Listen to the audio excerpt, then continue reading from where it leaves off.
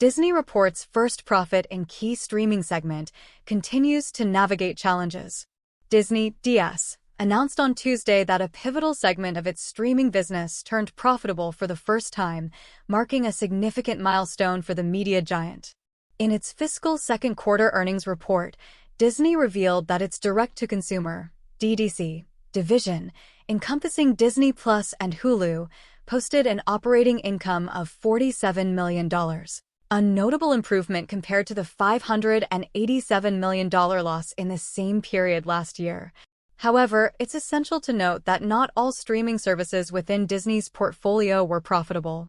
Including ESPN+, the total direct-to-consumer losses amounted to $18 million, though this is a significant reduction from the $659 million loss reported in the previous year.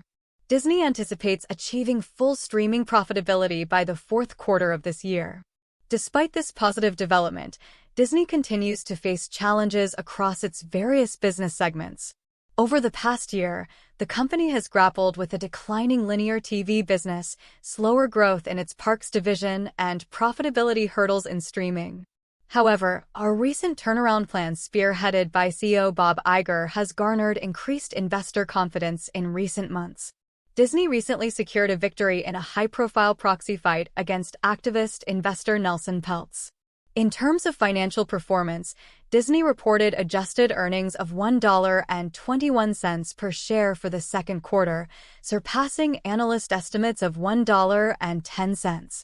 This represents a notable increase from the 93 cents reported in the same quarter last year. Additionally, Disney raised its guidance for full-year adjusted earnings growth from 20% to 25%, reflecting optimism about its future prospects. Despite these positive indicators, Disney did incur a significant impairment charge of over $2 billion after merging its Star India business with Reliance Industries. However, revenue for the quarter came in at $22.1 billion, meeting consensus expectations and exceeding the $21.82 billion reported in the year-ago period.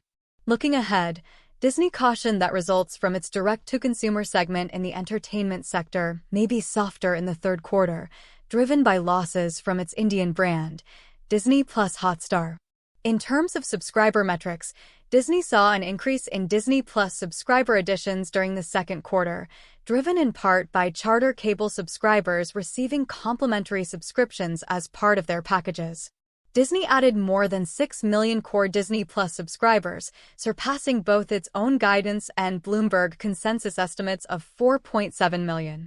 Moreover, Disney experienced continued positive momentum in average revenue per user, ARPU, which increased sequentially by 44 cents to $7.28.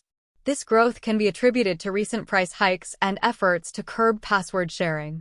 Meanwhile, Disney's parks business delivered another strong quarter of results, with domestic operating income surging to $1.61 billion compared to $1.52 billion in the prior year period.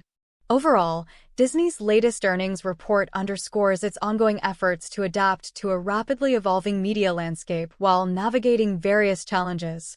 Despite setbacks and uncertainties, the company remains focused on leveraging its strengths and driving long-term growth.